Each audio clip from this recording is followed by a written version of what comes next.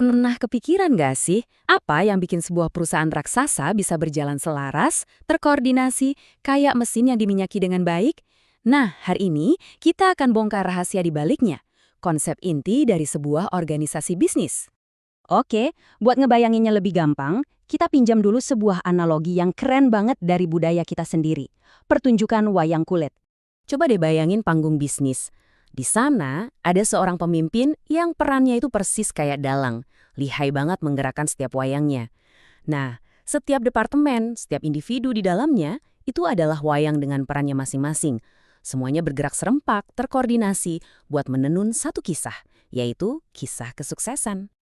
Oke, jadi dengan analogi wayang ini sebagai pemandu, kita akan kupas tuntas semuanya. Mulai dari apa sih sebenarnya organisasi itu, gimana cara bangun strukturnya, gimana dia berinteraksi sama dunia luar, dan terakhir, gimana semua itu bekerja sebagai satu sistem yang utuh. Iya, benar banget. Seperti pertunjukan wayang kulit, bisnis yang sukses itu intinya soal harmoni. Struktur, koordinasi, dan peran tiap individu harus nyambung, harus menyatu dengan sempurna buat mencapai satu tujuan bersama. Oke, sekarang kita coba lepas dulu deh analoginya sejenak. Kalau kita bicara secara formal, secara akademis, organisasi itu sebenarnya apa sih definisinya? Kalau kita mundur ke belakang, para ahli kayak Shane ini ngelihat organisasi itu ya kayak mesin. Semuanya harus terstruktur rapi, serba logis, ada koordinasi, ada pembagian kerja yang jelas, dan ada hierarki komando yang tegas dari atasan ke bawahan. Kaku, tapi teratur. Tapi zaman kan terus berubah. Pemikir yang lebih modern kayak Galbraith melihatnya lebih dari sekedar struktur. Dia seolah memasukkan jiwa ke dalamnya. Ada yang namanya proses bisnis, ada cara kita ngasih penghargaan ke karyawan, sampai praktek SDM. Dan kuncinya cuma satu, semua ini harus selaras, harus sejalan sama strategi besar perusahaan. Jadi poin krusialnya apa? Nah, ini dia.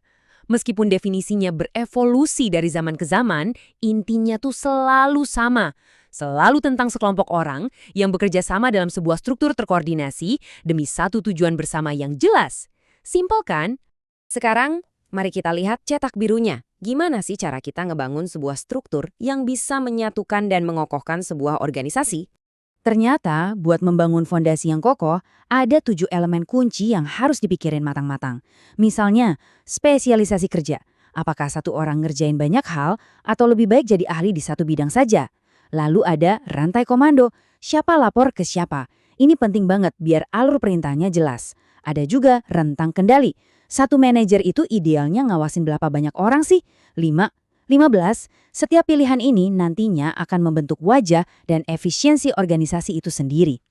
Nah, kombinasi dari elemen-elemen tadi itu bakal melahirkan berbagai jenis struktur. Coba bayangin struktur fungsional, di mana semua jagoan marketing ada di satu tim, semua ahli keuangan di tim lain. Ini efisien banget kan? Tapi di sisi lain ada struktur divisional, di mana ada tim sendiri untuk produk A dan tim lain untuk produk B, masing-masing bahkan punya tim pemasarannya sendiri. Jadinya, mereka jauh lebih lincah dan responsif terhadap pasar. Tapi ingat, sebuah struktur itu nggak ada di ruang hampa. Coba deh kita zoom out sedikit, kita lihat gimana organisasi ini sebenarnya ada di dalam sebuah lingkungan yang lebih luas dan kompleks. Pertanyaannya, apa sebuah organisasi benar-benar bisa beroperasi sendirian, cuek sama dunia luar? Jelas, nggak bisa dong. Kenyataannya, sebuah organisasi itu ada persis di tengah-tengah pusaran pengaruh. Mulai dari lapisan paling dalam kayak karyawan dan budaya kerjanya, sampai lapisan luar seperti pesaing, tren teknologi, bahkan dinamika politik global. Semuanya saling mempengaruhi. Nah, faktor-faktor eksternal ini ibarat dua sisi mata uang. Misalnya nih, ada teknologi baru atau selera pelanggan yang berubah. Di satu sisi, ini bisa jadi peluang besar. Tapi di sisi lain, bisa jadi ancaman yang signifikan. Organisasi yang hebat adalah yang pintar menavigasi keduanya. Dan ini membawa kita ke konsep terakhir yang krusial banget. Memandang organisasi bukan sebagai struktur yang statis dan kaku, tapi sebagai sebuah sistem yang hidup dan terus bergerak secara dinamis. Yap, para ahli memandang organisasi sebagai sebuah sistem sosial. Jadi, ini bukan sekedar tumpukan jabatan, tapi sebuah jaringan dari bagian-bagian yang saling berinteraksi dan bekerja sama untuk mencapai sesuatu. Cara kerjanya, kalau mau kita sederhanakan, cuma ada 3 langkah. Pertama, input. Organisasi menyerap sumber daya dari lingkungannya, bisa modal, bahan baku, atau talenta-talenta hebat. Kedua, proses. Di dalam dapur organisasi, semua sumber daya itu diolah, ditransformasi, menggunakan struktur dan keahlian yang ada. Dan terakhir, output. Hasilnya dikembalikan lagi ke lingkungan sebagai produk atau jasa untuk mencapai tujuan akhirnya. Oke, kita sudah pegang kerangka dasarnya. Fondasi untuk memahami organisasi manapun. Tapi dunia kan nggak berhenti berputar. Ini meninggalkan kita dengan satu pertanyaan besar untuk masa depan. Dengan gempuran AI, konektivitas global tanpa batas, dan tuntutan kerja yang makin fleksibel, kira-kira akan seperti apa ya wajah organisasi di masa depan? Nah, inilah tantangan seru yang kita semua hadapi bersama.